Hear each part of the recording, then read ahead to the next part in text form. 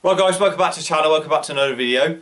So in this one what I'm going to do is a sort of a long-term follow-up on the accident that I had. If you didn't see that video, then you can, I'll put a link up on the screen there and you can go and watch that video. So it was basically, I was riding a bike and then I got hit by a car. So there's the front fork from the bike.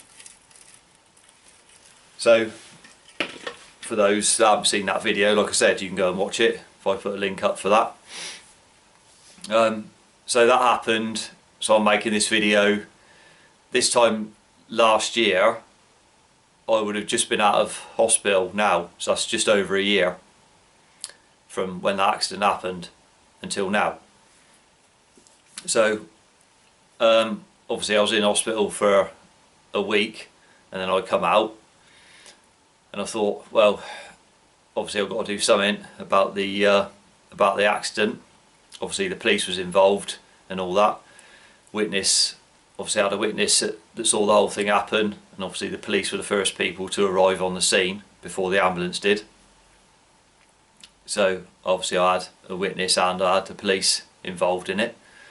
So the driver, I was hoping the driver would get banned, and that was wishful thinking.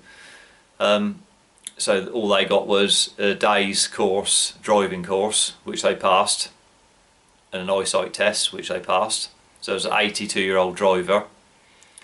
And I later found out, probably about 6-7 months later this was, that they passed it with some concerns about some aspects of their driving, but they still passed.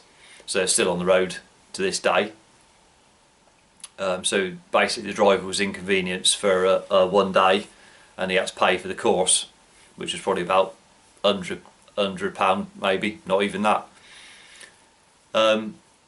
So what I did was, I remember years ago when I was a member of a big large cycling club in the UK, they had an insurance that you got as part of their membership. I just happened to remember that, and what I did was I just looked who it was that they used as the insurance, you know, for legal cover, for legal expenses. So I just looked who that was. In the event of a claim, that's who they would use, like, on your behalf. So all I did was found out who that was online. Didn't take me, you know, more than 10 minutes. So I just looked and I contacted them. Now, on the site, you think that it's like advertised as like bike, like cycling, like accident claims and things like that. So you presume they just deal with that on the website. So when you contact them through there, that's who you believe you're contacting, sort of thing, to do with that. You know, cycling claims and everything. That's all they do. But in actual fact, all it is, when you get the paperwork through from it, it's just a normal solicitors. It's just a large solicitors with a lot of employees. So it's just a big solicitors basically. That's all it is. But the website leads you to believe that it's actually something to do with cycling only, sort of thing. And what happened was, when I phoned them up, I explained, you know, how I found them, and I just said, oh, I used to be a member of this cycling club, because that's what they advertise it as, all cycling on their website. It's all cycling and, you know, this sort of thing. And when I talked to the person on the phone, I said, I used to be a member of this, that, you know, they make out, like I said, it's all cycling. And then I said who it was, and they didn't have a clue what I was talking about, which I thought was quite funny, considering they advertise it all as that, and they didn't even know what I was on about, which I thought was funny at the time. So, and at the time, maybe alarm bells should have rung then, at the time. But anyway, so they send you all the paperwork through, you fill it out, you sort of send it all back. They obviously have to do checks on you to make sure you say you know, the person that you are is who you actually are. Background checks and everything on your, you know, name, address, all that sort of thing. So that all goes through, and then the claim starts. And then if you was, for instance, if you had a small sort of low-key accident, you know, where you was just knocked off and you didn't have any injuries or whatever like that, and it was a claim like that, you would just sort of get you would just deal with sort of a group of people, obviously at their work, if you see what I mean. Because mine was more of a serious, well, considered on the paperwork as serious by the police, a serious road traffic incident, then that means when it comes to the claim, I got my own solicitor with the secretary that you could contact. You could phone them up direct, anytime you wanted to, or email them direct. So I got my own, that's what you get. So one person's dealing with it at the start, sort of thing.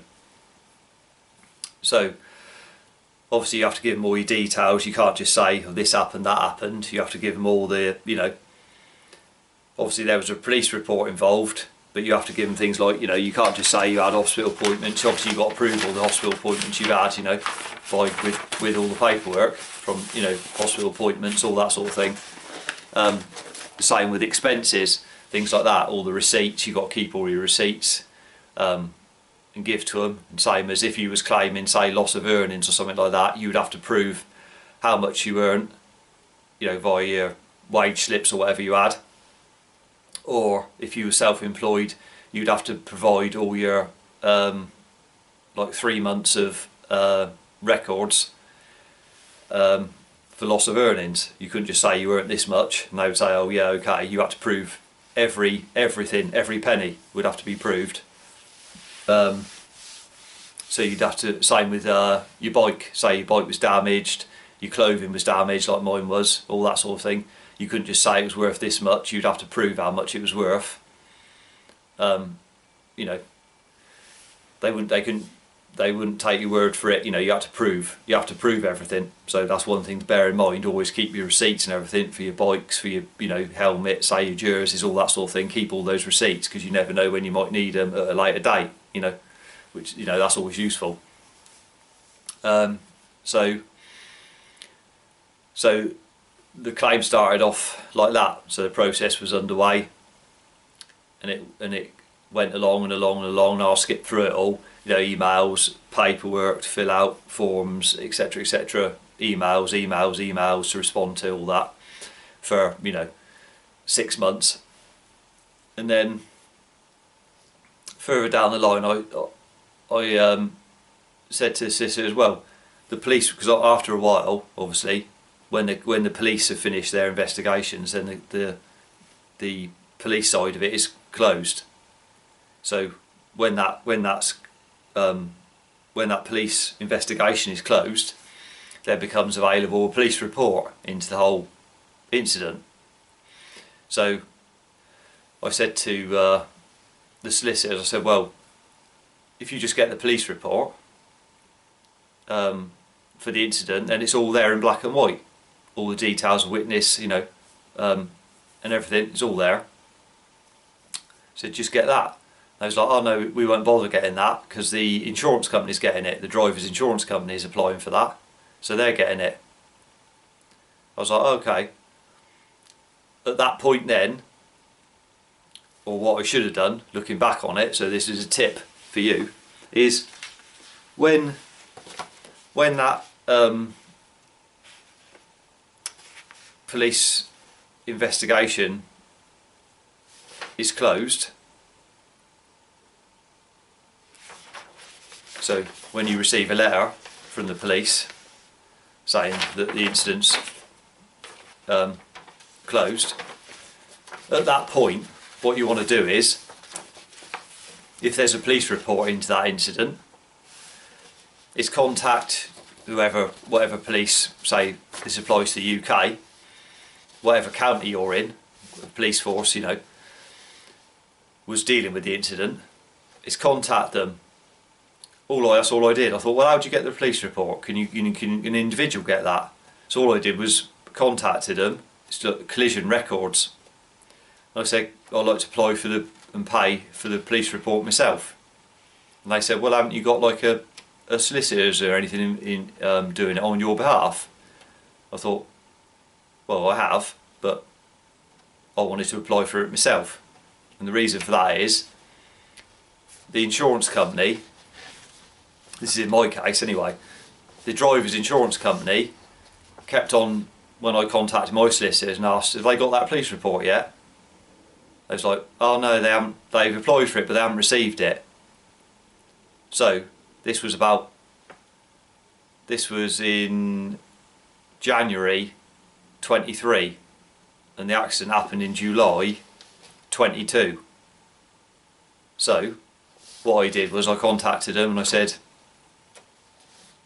I like to have the police report, how do you get it? So they said, well, what you got to do is, and it can take up to 3 months to get the report, so the police report. So that's what I'm saying, as soon as there's a police report available, get it yourself. Contact them, and what I did was I contacted them, they was very helpful. And I had to pay, I'm not saying you'll have to pay this because it varies from, you know, county to county sort of thing. I had to pay £106.50 to get a copy of the police report, which I've got there. So that's the full police report there, witness statements, that sort of thing, into it. So I paid £106.50 to get that. And in addition to that, which I should have done, this was January 23, so I should have done that as soon as it was available, right back in September, or just before that, in 22 is when I should have done it. But luckily, when I applied for it, like I said, it can take 3 months to get. I got it in just under a month because it was a quiet period, so I was lucky, I got it pretty quick. And also, what you can do is, I've got a disc there that you can apply for, that costs £22.40 in my case. And that's got the pictures from the scene, so the police was there and they take photographs at the scene, so they're on that disc.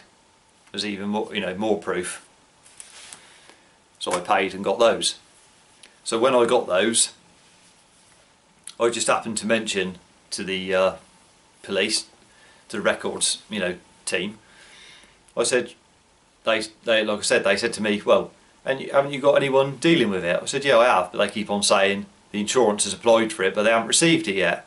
And of course they can look at their end to see who has applied for it, like I did. And they said, oh, that's funny, because they only applied for it 2 days ago and this was in, like I said, the end of January 23. They said they applied for it in September 22, so they'd been pretending all that time, they hadn't even applied for it. So if I had applied for it from the very start, as soon as it was available, it would have knocked off months and months and months and months and months, because the first stage is obviously admitting full liability. So his insurance have to admit full liability for the accident as the first part of the claim. So it could have shaved off at least 4 months off of the claim, if not 5 months, if I had applied for it immediately. Doesn't matter if you've got to pay for it, because obviously you can claim the money back anyway. But it would have just sped it right up instead of them just pretending that they claim for it, because obviously they don't want to admit liability or anything like that, even though they know they're in the wrong, because the driver would have had to told them that he was in an accident because the police was involved, so they know full well what had happened and it was his fault and everything, because obviously the police was involved, so he would have to tell his insurance company because of the damage to his car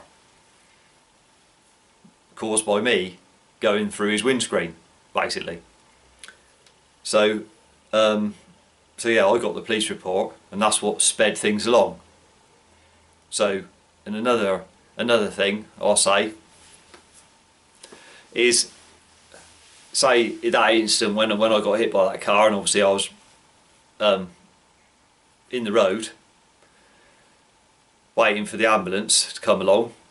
Obviously at the time you're not thinking, you're more worried about your injuries and what's going to happen, all this stuff, you know, or stop the blood pouring out of you and that. But at the time, looking back on it, if there's anyone there, like a witness to it, that just like there was for me, there was 4 people in the car, so right, saw the whole thing happen. But at the time, what you need to do, if you can, because it's useful later on, is just get, if you've got your phone on you and you can get to it, to give him your phone, just give him your phone, open up the camera and tell him take some pictures of you. I know it sounds daft when you're sat in the road, you know, in the right mess or whatever, but get him to stand back and take a few photos. Take a few photos of you led where you are, in the position you are, you know, where you ended up. Take a couple of pictures of the bike and just take a couple of pictures of the car, maybe, that hit you. And where it was, the position it was in the road and things like that, just in case, because if it's blocking a road and things, then the vehicles get moved out of the way, then it's just your word. No, it was there, you know, the car and everything. So, like in my case, when the ambulance come out to pick me up, they took a couple of photos. I'm not saying that happens all the time, I don't know if it does, but they just happened to take some photos and they took a picture of the car, maybe so as when you go to hospital they can see the damage to the vehicle, so they know the people that are, you know, when you initially go into hospital they can see how much damage was done to the car, so they know you must be pretty bad, sort of thing. So I could see those pictures in hospital because they was in my file. That's the first time I saw the car. I didn't even know what car had hit me, I couldn't even remember. So I saw the pictures of it, I thought, crikey, you know, I was thinking, blimey, is that what I done to the car? You know. But when I asked, I thought, oh, I'll get a copy of those, just so I've got them. They wouldn't give them to you. In hospital, you couldn't get them. They wouldn't let you have, even though it was me that was hit, and the car that in the pictures was what hit me, they wouldn't let me have a copy of those pictures. So that's what I'm saying, if someone else is at the scene, get them to take some pictures on your phone or whatever, so you've got your pictures, or get them to send them to you at least, you know, on there, you know, so because it's always helpful later on down the line as back as evidence. That's what you want, evidence is what you need, basically, that's what I'm trying to say, plenty of evidence. So I ended up getting the police report myself and the photos. Like I said, that's what sped it along for me, was that, the claims process, because it just wasn't getting anywhere otherwise. If you're relying on people to do it for you, you might as well just do it yourself. And another thing, it all went quiet for a bit, and I was emailing and things like that, trying to get hold of solicitors to find out this and that, and no one was responding. I was thinking, what's going on? I don't even know what's happening. So what sped this up even more was I tried contacting them about 5 times and I just couldn't get a response from them. I was thinking, that's funny. And just as that happened, like the 5th email, was this happening over a period of a couple of weeks, couldn't get hold of them,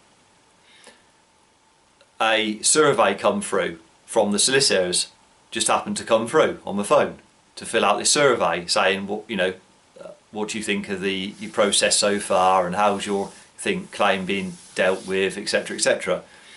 So what I did on that review is I gave them 1 star on everything, so I gave them a terrible review, and then and they said at the end, it said any comments to add.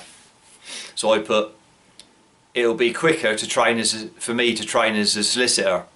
That's what I put, and I sent it, and no word of a lie, literally 20 minutes later my phone was ringing. So someone had obviously seen it at the other end and went, hang on a minute, whose is this claim, who's dealing with this? And somebody got a telling off at the other end and they were straight on the phone. So that was handy. So if you get a thing come through, just give them a terrible review.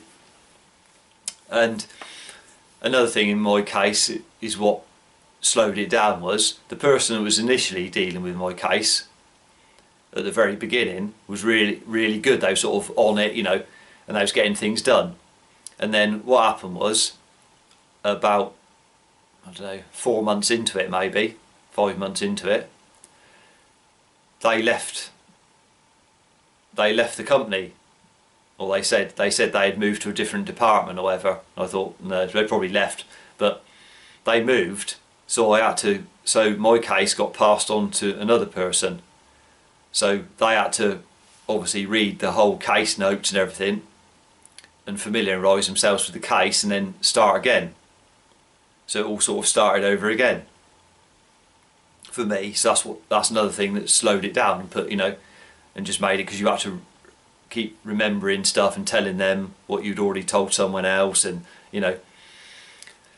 And another thing for all this is obviously make sure you keep all your receipts and everything like that, just in case your one ends up going to court. Now,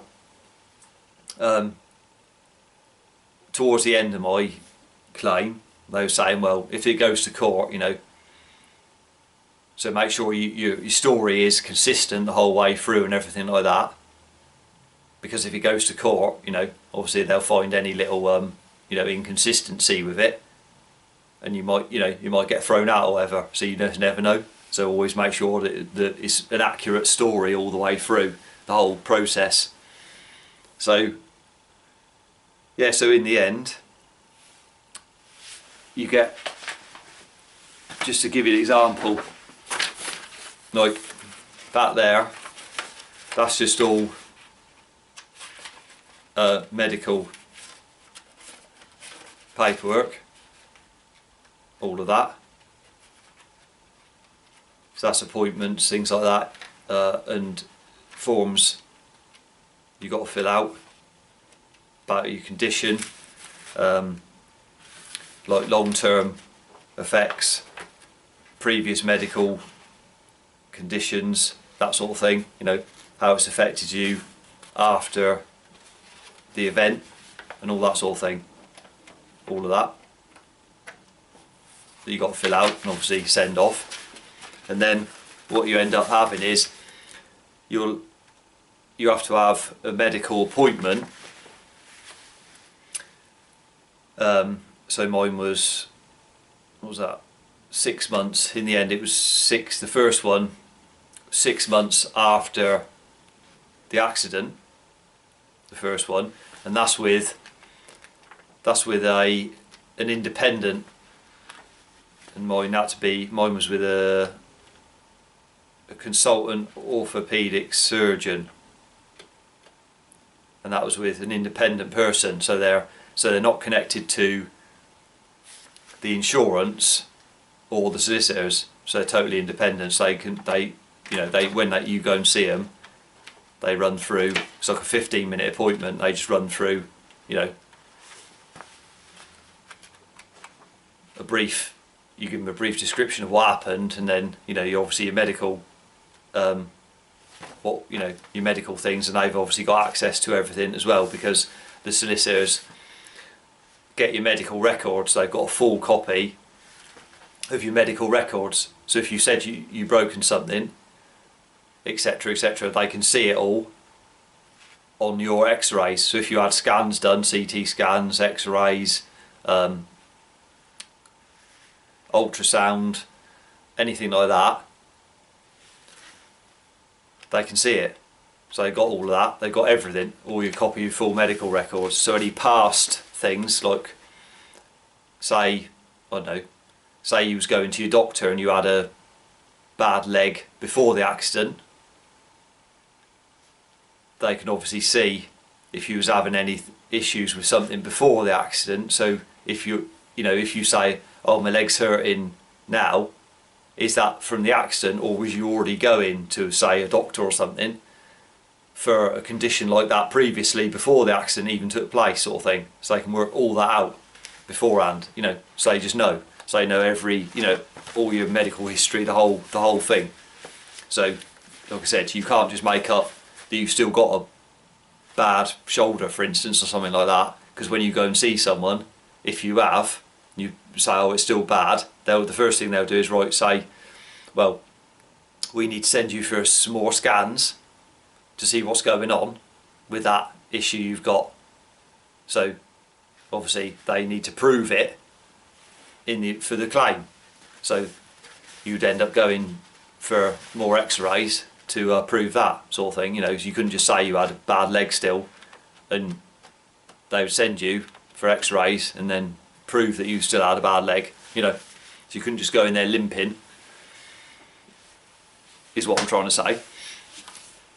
So the whole thing, in the end, basically the whole claim took, from start to finish, the claim got settled, by the time it was settled, it was June. So 23.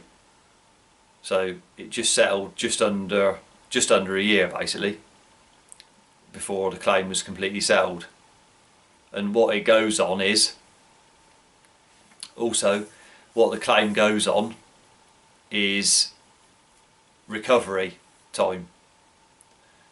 So say if you were still recovering, or they deemed you were still recovering, it would just keep rolling on and on and on. So it never get settled until you was sufficiently recovered, or you took an offer. Say the insurance company made you an offer, and you just took the offer from the insurance. That's the only way it'll get settled. So if you was seriously sort of injured or whatever, the claim would just go on and on and on until it was finished. Like they said to me, some of the people they was dealing with for claims, some of them was 5 years into the claim and it was still going. So 5 years. So if you was badly injured, obviously, and you was, it would take 5 years just because of the medical side of it, the recovery side of things. That's what all it's based on. The second part is, the first part is them admitting full liability for the accident itself, insurance, and then the second part is the medical side of the claim, and that just goes on and on and on until they deem you recovered, or you just didn't accept an offer from the insurance. Now, regards to offers from insurance, what they do is, like I said, my one, what they did for me is they made me an offer 3 weeks after I got the claim going. The driver's insurance companies, they knew that they was in the wrong basically, but what they do is they make you an offer straight away, so to get you to accept the first offer and then get rid of you out of the way quickly, and depending on, obviously, if you thought it was a fair offer, you can accept the first offer and be done with it. And the claim would have been, in my case, the claim would have been over straight away. Within 3 weeks, I could have taken the money, for instance, and then I would have had I wouldn't have had to prove anything whatsoever. So that was without any police reports, any medical records being got, any proof of anything, proof of values of anything, nothing whatsoever. And they made you an offer straight away to get rid of you. Now, in hindsight, I know hindsight's a funny thing. In hindsight, looking back now, this is just for my case. Obviously, everybody's case is completely different. So I'm not saying you do this. I'm just saying I'm no expert at it. I'm just saying what happened to me. Looking back at it now, I would have been better off just taking the first offer in my case and being done with it, and then I wouldn't have had no hassle for nearly a year, because it just keeps going on and on and on, and you just want to see you just want to get rid of it, sort of thing, so it's not on your mind, or it's just hassle really. That's all it is for me anyway. It was just aggro. So I could have just taken the first offer and just got it out of the way and been done with it, because I knew the driver wasn't going to get no punishment. And this is bearing in mind my accident happened July 22. Now in the UK, in March 22, about that time, they changed the highway code. And they said, oh, it's all about walking and cycling and all this stuff, and drivers are, third down the list. If anything happens, you got to give loads of room to cyclists, and you got blah, blah, blah, blah, blah, all this. They'll throw the book at a driver now, and all this. It doesn't make any difference whatsoever. That is the biggest load of rubbish ever. Anyone that rides a bike a lot on a road will know that you don't get any room given to you by the majority of motorists. They'll just try and knock you off anyway. They hardly give you any passing room whatsoever. They're always trying to squeeze by if they can. So it makes no difference. It's never made no difference whatsoever. Since they altered the law, there's absolutely no difference whatsoever in anyone's driving standards. You still have near misses all the time. So it doesn't make any difference really. So that was a few little pointers anyway, so it might have helped you out on a few things, just in case, God forbid, anything happens like that and you end up in the same situation. Some of it might have been helpful to you. So until the next one, ride safe hopefully, and I'll see you on that one.